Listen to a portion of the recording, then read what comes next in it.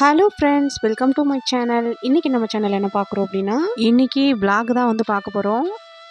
உங்களுக்கு ரொம்ப ஈஸியாக ஒரு 2 ரெசிபி வந்து ஷேர் பண்ணியிருக்கேன். கண்டிப்பாக வீடியோ உங்களுக்கு யூஸ்ஃபுல்லாக இருக்கும். வீடியோ ஸ்கிப் பண்ணாமல் பாருங்கள். நம்ம சேனலை ஃபஸ்ட் டைம் பார்க்குறீங்க அப்படின்னா சப்ஸ்கிரைப் பண்ணி சப்போர்ட் பண்ணுங்கள். கமெண்ட்டில் வந்து ஹைப் பட்டன் காமிச்சது அப்படின்னா ஹைப் பண்ணி விடுங்க. இப்போ வந்து நம்ம வீடியோக்குள்ளே போயிடலாம். இன்றைக்கி வந்து பார்த்தீங்க அப்படின்னா திங்கக்கிழமை. ஸ்கூலெல்லாம் வந்து இன்றைக்கி மறுபடியும் ரீஓப்பன், அதாவது பொங்கல் லீவ் முடிஞ்சு இன்றைக்கி வந்து ஸ்கூல் வந்து ரீஓப்பன் இல்லைங்களா. உங்களுக்கு ஏற்கனவே தெரியும், பாப்பா அவங்கெல்லாம் வந்து ஹாஸ்டலில் படிக்கிறாங்க. ஸோ வந்து பொங்கல் லீவ் முடிஞ்சு இன்றைக்கி வந்து அவங்க ஹாஸ்டலுக்கு போகணும். அதனால் வந்து பார்த்திங்கன்னா காலையில் ஒரு 4 மணி அப்படிங்கிறப்பவே எந்திரிச்சு எல்லாம் ரெடி பண்ணிகிட்டு இருந்தேன். ஏன்னா 5:30 மணி அப்படிங்கிறப்போ இங்கே வந்து பஸ் ஏறணும் அப்படின்னா தான் அவங்க ஸ்கூலுக்கு வந்து 9 மணிக்குள்ளே ஸ்கூலில் இருக்கணும். ஸோ அதனால் வந்துட்டு காலையில் எந்திரிச்சு அவங்களுக்கு வந்து பிரேக்ஃபாஸ்ட் தான் ரெடி பண்ணிகிட்டு இருந்தேன். ஏன்னா காலையில் வந்து மெஸ் வந்து ஓப்பனாக இருக்காது. அதனால் வந்து பிரேக்ஃபாஸ்ட்டுக்கு ஏதாவது வந்து செஞ்சிடலாம் அப்படின்னு சொல்லிட்டு அதான் வந்து ரெடி பண்ணிகிட்டு இருந்தேன். இது வந்து பார்த்திங்கன்னா 1 மினிட் சட்னி. அதாவது இது வந்து புதுசாக நானே கண்டுபிடிச்சது. இது நான் ஏற்கனவே வந்து விளாகில் ஷேர் பண்ணியிருந்தப்போ எங்களோட இந்த ஏரியா சைடு இருக்கவங்க நம்ம சேனலை பார்க்குறவங்கலாம் வந்து இதுக்கு பேர் வந்து பிரியா சட்னின்னு என்னோடய பேரை வந்து வச்சுருக்காங்களாம். வாரத்தில் அவங்க வீட்டில் இந்த சட்னி 2 தடவையாவது செஞ்சுருவோம் பிரியா அப்படின்னு வந்து அடிக்கடி சொல்லுவாங்க. ஸோ வந்து அவ்வளோ ஒரு குயிக்காக செய்யக்கூடிய ஒரு சட்னி, ரொம்ப டேஸ்ட்டாக ஒரு சட்னி. ரொம்ப பசியாக இருக்குது அப்படின்னா இந்த மாதிரி ஒரு சட்னி செஞ்சு சாப்பிட்டீங்க அப்படின்னா அவ்வளோ டேஸ்ட்டாக இருக்கும். இது ஒன்றும் இல்லை, நல்லெண்ணெய், கடுகு, உப்பு, தக்காளி, பச்சை மிளகா, அவ்வளோதான். இதில் வந்து வெங்காயம் போடணும் அப்படிங்கிற அவசியம் கூட கிடையாது. பிடிச்சது அப்படின்னா வரமிளகாத்தூள் சேர்த்துக்கலாம், இல்லை அப்படின்னா சாம்பார் தூள் வந்து சேர்த்துக்கலாம். நல்லெண்ணெய் வந்து கொஞ்சம் உண்டனா ஊற்றிட்டு கடுகு, சோம்பு போட்டு தாளிச்சிட்டு கருவேப்பிலை சேர்த்துக்கோங்க. பச்சை மிளகாயை 2ஆக கீறி இதில் வந்து சேர்த்துக்கோங்க. நல்லா வதங்கினதுக்கப்புறமா நம்ம வந்து தக்காளியை வந்து கொஞ்சம் திப்பியாக அரைச்சி வச்சுருக்கணும். அதை வந்து அதில் சேர்த்துக்கிட்டோம் அப்படின்னா நல்லா வந்து அது சுண்டி மேலே எண்ணெய் பிரிஞ்சு வர அளவுக்கு நல்லா வதக்கணும். சுண்டி வந்துருச்சு அப்படின்னா அவ்வளோ டேஸ்ட்டாக இருக்கும். நீங்களும் வந்து வீட்டில் ட்ரை பண்ணி பாருங்கள். காலையில் நம்மளால் எந்திரிச்சு எதுவும் செஞ்சிட்ருக்க முடியாது அப்படின்னு சொல்லிட்டு நைட்டே வந்து பார்த்திங்கன்னா ரெடிமேட் சப்பாத்தி வந்து வாங்கி வச்சுட்டேன். காலையில் வந்து ரெடிமேட் சப்பாத்தி வந்து போட்டுட்டு தக்காளி தொக்கு மட்டும் வந்து செஞ்சுக்கலாம், இந்த தக்காளி சட்னி மட்டும் வந்து செஞ்சுக்கலாம் அப்படின்னு சொல்லிட்டு இதை மட்டும் ரெடி பண்ணிகிட்டு இருந்தேன். ஆசீர்வாத் பிராண்டில் தான் வந்து இந்த சப்பாத்தி வந்துருந்துச்சு. அப்படியே புல்கா மாதிரி அப்படியே போட போட அப்படியே புஃப்னு வந்தது. நம்ம தான் என்ன தான் சப்பாத்திக்கு மாவு பிணைஞ்சு செஞ்சாலும் இந்த மாதிரி அந்த புல்கா மாதிரி வரவே மாட்டேங்குது. நம்ம வந்து அடுப்பில் காமிச்சோம் அப்படின்னா மட்டும்தான் அந்த புல்கா மாதிரி வருது. பாருங்கள், தக்காளி வந்து இந்த மாதிரி எண்ணெய் மேலே பிரிஞ்சு வர வரைக்கும் நம்ம வந்து நல்லா வதக்கிட்டு அதுக்கப்புறமா எடுத்து சாப்பிட்டோம் அப்படின்னா சப்பாத்திக்கு, தோசைக்கு, இட்லிக்கு, பணியாரத்துக்கு எல்லாத்துக்குமே அவ்வளோ சூப்பராக இருக்கும். இன்னும் நீங்கள் வந்து இதை நல்லா ஒரு 2-3 நாளைக்கு ஸ்டோர் பண்ணி வைக்கணும் அப்படின்னா இதில் வந்து கொஞ்சம் புளியை கரைச்சி சேர்த்துட்டு இதே மாதிரி எண்ணெய் மேலே பிரிஞ்சு வர வரைக்கும் வச்சுட்டு எடுத்தீங்க அப்படின்னா ஒரு 3 நாளைக்கு வந்து நம்ம கெட்டு போகாமல் வச்சுக்கலாம்.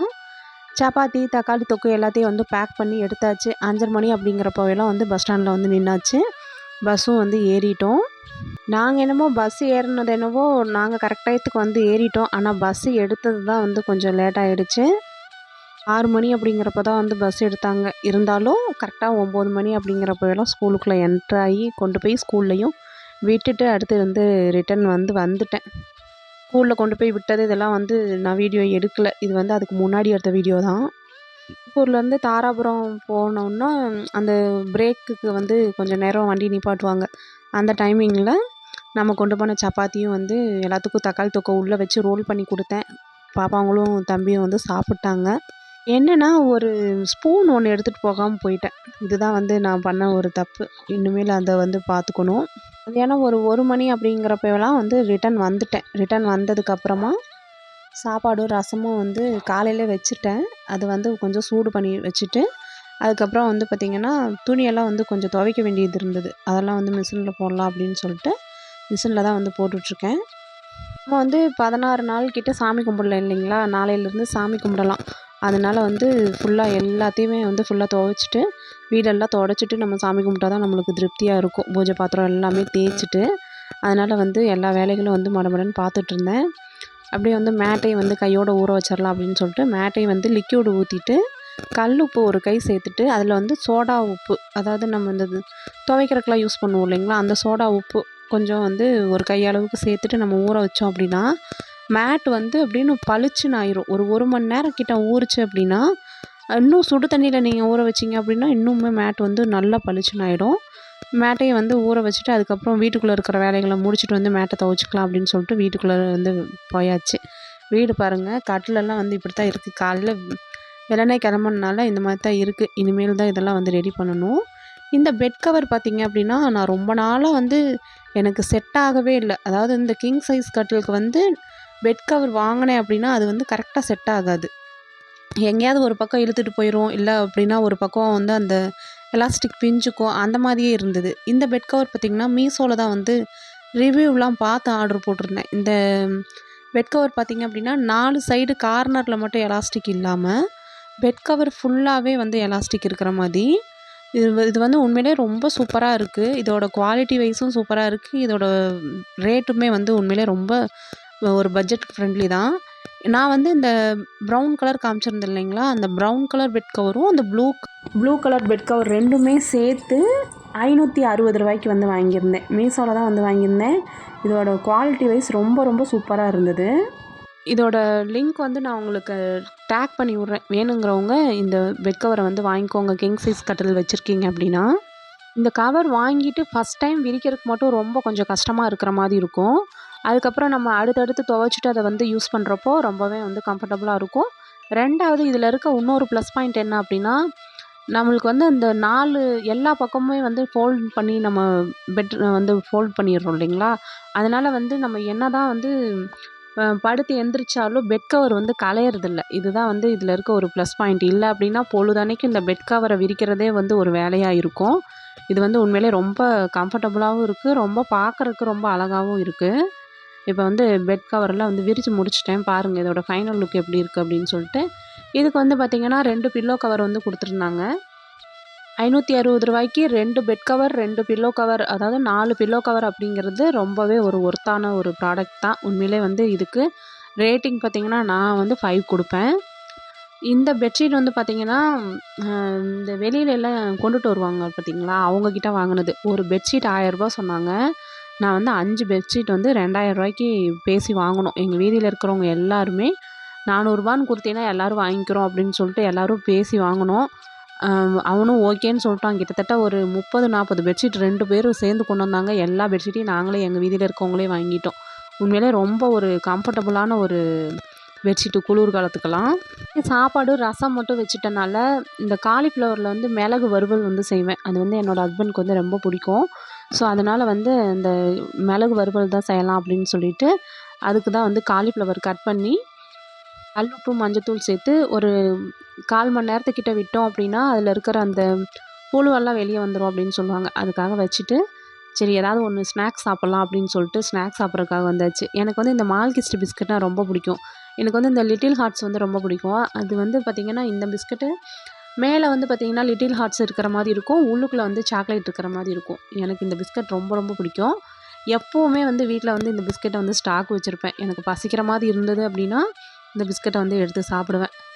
இப்போ வந்துட்டு மிளகு வறுவல் செய்கிறதுக்கு ஒரு பெரிய வெங்காயத்தை வந்து நீள நீளமாக கட் பண்ணி வச்சுருக்கேன். பச்சை மிளகா, தக்காளி வந்து ஒன்று கட் பண்ணி வச்சுருக்கேன். நல்லெண்ணெயை ஒரு 2 to 3 ஸ்பூன் வந்து சேர்த்துக்கோங்க. கடுகு, சோம்பு சேர்த்து நல்லா பொரிஞ்சதுக்கப்புறம் கருவேப்பிலை சேர்த்துக்கோங்க. வெங்காயம், பச்சை மிளகா சேர்த்து அது நல்லா வதங்கினதுக்கப்புறமா தக்காளியை வந்து சேர்த்துக்கலாம். தக்காளி, வெங்காயம் வந்து வேகமாக வதங்கணும் அப்படின்னா சால்ட்டு சேர்த்துட்டிங்க அப்படின்னா வேகமாக வந்து வதங்கிடும். இப்போ இதுவும் வதங்கினதுக்கப்புறமா நம்ம வந்து எடுத்து வச்சுருக்க காலிஃப்ளவர் வந்து சேர்த்துக்கலாம். இதில் வந்து காலிஃப்ளவர் வந்து சேர்த்துட்டு வேறு எந்த ஒரு இன்க்ரீடியன்ஸுமே இல்லை. இதில் வந்து பார்த்திங்கன்னா சீரகம் 1 ஸ்பூன், மிளகு 3 ஸ்பூன் போட்டு நான் வந்து பவுடரை வந்து அரைச்சி வச்சுருக்கேன். அந்த பவுடரை ஒரு 2 ஸ்பூன், கரம் மசாலா அதாவது இந்த கறி மசாலா தூள் இருக்குது பாருங்கள், அதை வந்து ஒரு ஸ்பூன் அளவு சேர்த்துட்டு அந்த இதுலேயே நல்லா வதக்கிடணும். நல்லா வதக்கினதுக்கப்புறம் லைட்டாக தண்ணி வந்து ஊற்றணும். அதாவது தெளித்து தான் விடணும். நான் வந்து ஊற்றின மாதிரி காமிச்சிருக்கேன். தெளிச்சுட்டு அதே தண்ணியிலே வேக விடணும். 2 to 3 முந்திரி, ஒரு 1/2 ஸ்பூன் பொட்டுக்கடல, கொஞ்சமாக சோம்பு சேர்த்து இதை வந்து பவுட்ரு மாதிரி அரைச்சி இதில் வந்து நம்ம வதங்கினதுக்கப்புறமா இதில் சேர்த்துட்டோம் அப்படின்னா டேஸ்ட் வைஸ் அவ்வளோ சூப்பராக இருக்கும்.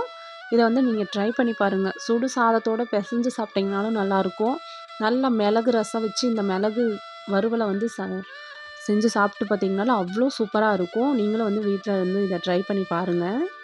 ஏதாவது ரெசிபி வேணுனாலும் சொல்லுங்கள், அந்த ரெசிபியும் நான் வந்து செஞ்சு காமிக்கிறேன். இப்போ ஒரு கதை ஒன்று பார்த்துடலாங்களா? என்னோடய வாழ்க்கையில் ரொம்ப இன்ஸ்பிரேஷனான ஒரு கதை அப்படின்னா இதுதான். ஏற்கனவே இதை வந்து நான் சொல்லியிருப்பேன், இருந்தாலும் இன்னொரு தடவை ஷேர் பண்ணுறேன். இந்த சுச்சுவேஷனுக்கு எனக்கு ரொம்ப தேவையான ஒரு இதுதான். ஒரு பையன் நல்லா ட்ராயிங் பண்ணுவான். அவன் வந்து ட்ராயிங் பண்ணிவிட்டு, இந்த ட்ராயிங்கில் ஏதாவது குறைகள் இருந்தால் அதை வந்து கண்டுபிடிங்க, கீழே எழுதுங்க அப்படின்னு சொல்லிட்டு ரோட்டில் கொண்டு போய் வச்சுட்டு வந்துடுறான். சாயந்தரமாக போய் பார்க்குறப்போ நிறைய குறைகள் வந்து எழுதி வச்சுருக்காங்க. அவங்க அம்மா கிட்ட வந்து சொல்லிவிட்டு அழுகுறான், இனிமேல் நான் ட்ராயிங்கே பண்ண மாட்டேம்மா அப்படின்னு சொல்லிட்டு. அவங்க அம்மா அதுக்கு சொல்கிறாங்க, குறைகளை கண்டுபிடின்னு சொல்லியிருந்தேன் இல்லையா, இந்த குறைகளை வந்து சரி பண்ணுங்க அப்படின்னு வந்து நீ எழுதி வச்சு பாரு, யாருமே வந்து சரி பண்ண வரமாட்டாங்க அப்படின்னு சொல்கிறாங்க. அதே மாதிரி அவனும் வந்து எழுதி வச்சு பார்க்குறா, யாருமே சரி பண்ண வரல. இப்போ அவங்க அம்மா சொல்கிறாங்க, இந்த உலகத்தில் குறை கண்டுபிடிக்கிறதுக்கு தான் நிறைய பேர் இருக்காங்களே தவிர குறைகளை திருத்துறதுக்கு வந்து யாருமே கிடையாது, அதனால் இதுக்கெல்லாம் வந்து கவலைப்படாத அப்படின்னு சொல்கிறாங்க. இந்த கதை உண்மையிலே ரொம்ப சூப்பராக இருந்தது. நம்மளும் நம்ம வாழ்க்கையில் அவங்க அதை சொல்கிறாங்க இதை சொல்கிறாங்க அப்படின்னு நினைக்காம நம்மளோட வாழ்க்கையை நம்ம வாழ்வோம். இந்த கதை எப்படி இருந்துச்சு அப்படின்னு வந்து கமெண்ட்டில் வந்து சொல்லுங்கள். ஃபைனலாக சாப்பாடு, ரசம், மிளகு வறுவலோட நானும் வந்து சாப்பிட போகிறேன். உங்கள் வீட்டில் இன்றைக்கி என்ன சமையல் அப்படின்னு சொல்லிட்டு கமெண்ட் பண்ணுங்கள். அடுத்த ஒரு வீடியோவில் பார்க்கலாங்க. தேங்க்ஸ் ஃபார் வாட்சிங். நெக்ஸ்ட் வீக்லேருந்து கிவ் அவேவும் ஸ்டார்ட் பண்ணிடலாங்க.